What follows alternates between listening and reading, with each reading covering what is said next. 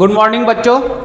पिछले क्लास में हमने खत्म किया था प्राइमरी रिस्पांस और सेकेंडरी रिस्पांस का ग्राफ बताए थे। आज हम लोग पढ़ने जा रहे हैं एंटीजन के बारे में। ठीक है,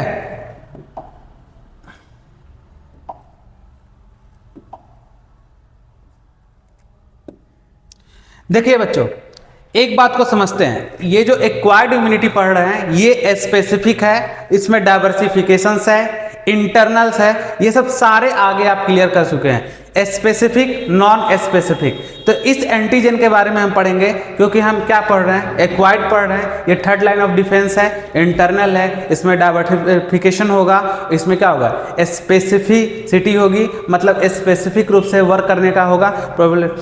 तो देखेंगे एंटीजन, ये जो एंटीजन है इसको जनरली हम समझते हैं। थोड़ा सा कॉन्सेप्ट को हम क्लियर करते हैं। ये जो हमारा एंटीजन जो है वो एक क्या है, स्पेसिफिक है। एंटीजन और एंटीबॉडी क्या है, एक तरह से लॉक और की वाला कॉन्सेप्ट है। हर एक ताले की अलग अलग चाबी, तो एक ताला का उसका अलग चाबी, दूसरा ताला उसका अलग चाबी। इस तरह से इस एंटीजन पे बहुत सारे प्रोटीन्स लगे रहते हैं और हर प्रोटीन्स के लिए अपना अलग अलग एंटीजेंस काम कर रहा और इसके लिए अलग तरह के एंटीबॉडी होंगे। यहाँ पर एक कॉन्सेप्ट आता है, एक आता है एंटीजेनेसिटी और एक आता है इम्यूनोजेनेसिटी। एंटीजेनेसिटी बोलते हैं कि अगर आपका बॉडी कोई बाहर का एंटीजेंस है वो बॉडी के इम्यून सिस्टम से इंटरेक्ट कर रहा, उसको बोलते हैं एंटीजेनेसिटी। और अगर वही बॉडी का एंटीबॉडी यानी जो हमारा प्लाज्मा सेल है उस एंटीजन के अगेंस्ट में क्या कर रहा, रिस्पॉन्ड कर रहा और उसके अगेंस्ट में एंटीबॉडी प्रोड्यूस कर रहा या बना रहा, दैट इज कॉल्ड इम्यूनोजेनेसिटी।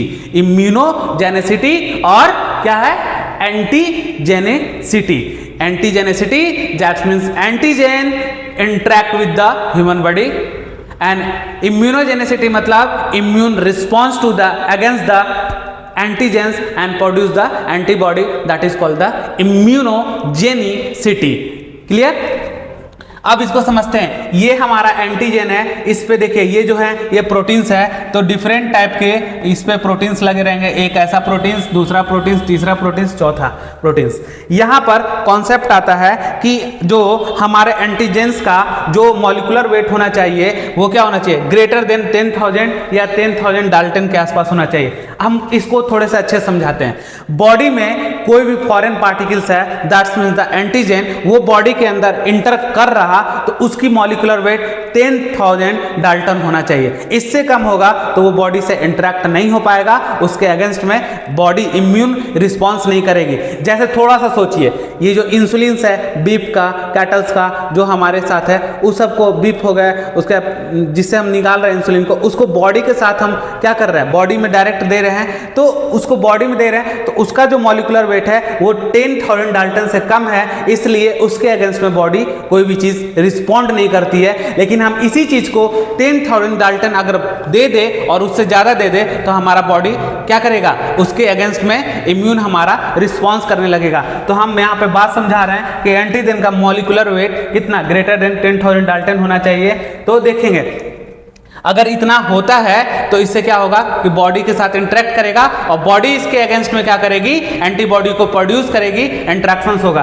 तो एंटीजन है और जो एंटीजन का जो साइट्स है ये प्रोटीन्स वाला साइट्स है, तो उसको बोलते हैं एपिटोप। एपिटोप क्या होता है, एक चीज हम एकदम जनरली एकदम अच्छे से समझते हैं एपिटोप और पैराटोप को। This is the basic concept of the antibody and antigen interactions. हम समझेंगे what do you mean by the एपिटॉप्स। एपिटॉप्स क्या होता है, एंटीजन का वो पार्ट जो एंटीबॉडी के साथ रिएक्ट करे, एंटीजन का वो पार्ट जो एंटीजन के साथ, एंटीजन का वो पार्ट जो क्या कर रहा, एंटीबॉडी उससे इंटरेक्ट कर रहा, यानी एंटीजन का पार्ट्स होगा और उससे इंटरेक्ट करेगा कौन, एंटीबॉडी का पार्ट्स, दैट इज कॉल्ड क्या, epitope, antibody binding site of क्या, एंटीजन। दूसरा आता है हमारा, देखेंगे यहाँ पर तो पैराटॉप आता है। पैराटॉप क्या होता है बच्चों, तो पैराटॉप होता है हमारा एंटीजन यानी कि एंटीबॉडी का वो साइट्स जो एंटीजन से इंटरेक्ट करे उसको बोलते हैं पाराटॉप, और इसी दोनों के बीच में क्या होता है, एंटीजन और एंटीबॉडी का इंट्रैक्शन होता है। तो हम जनरली देख रहे हैं जो हमारा प्रोड्यूस है, मान लीजिए कि फॉरेन पार्टिकल जो भी हमारा एंटीजन आया वो क्या किया कि एंटर किया बॉडी में। हर एक एंटीजेंस जो हमारा अलग तरह का पैथोजेंस है, हर एक के लिए एक अलग एंटीबॉडीज होगा, एक अलग तरीका से क्या होगा, उसके अगेंस्ट में हम मेमोरी सेल को तैयार करेंगे। मेमोरी सेल क्या हो रहा, हमारा सेकेंडरी रिस्पॉन्स है, ये मेमोरी सेल उसके अगेंस्ट में एंटीबॉडी को क्या करेगा, तैयार कर लेगा। अगेन जब वो रिपीट अगर आता है, किसी तरह से अटैक करता है बॉडी के अंदर ये एंटीजन जो है, तो अब क्या होगा, हमारे बॉडी में क्या हो चुका है, उसके अगेंस्ट में एंटीबॉडी बन चुका है। अब वो क्या करेगा, उसको डिस्ट्रॉय करने का काम करेगा। तो एंटीबॉडी और एंटीजन इंट्रैक्शंस नहीं पढ़ते हैं हम लोग, पढ़ते हैं इपीटॉप और क्या, पाराटॉप। इपीटॉप एंटीजन का वो पार्ट जिससे एंटीबॉडी का पार्ट क्या करे, इंटरेक्ट करे, और पाराटॉप क्या है, एंटीबॉडी का वो पार्ट जिससे एंटीजन का पार्ट इंटरेक्ट करे। यानी सिंपल सा बात भाषा में बोलेंगे, एंटीजन बाइंडिंग साइट ऑफ क्या, एंटीबॉडी, और क्या बोलेंगे, एंटीबॉडी बाइंडिंग साइट ऑफ क्या, एंटीजन। ये क्लियर हो गया, एंटीजेनिसिटी क्लियर हो गया, इम्यूनोजेनिसिटी क्लियर हो गया। अब हम अगले लेक्चर में फिर से मिलेंगे और आपको एंटीबॉडी के पूरे अच्छे तरीके से पढ़ाएंगे। थैंक यू बच्चों, तब तक इस लेक्चर को आप अच्छे से देखें और अच्छे से अपने आप को कवर अप करें। पूरे इम्यूनिटी को आप 1 बाय 1 करके देखते जाएंगे तो आपका बहुत अच्छा कॉन्सेप्ट बनता चल जाएगा। थैंक यू बच्चों, मिलते हैं फिर से नेक्स्ट क्लास में।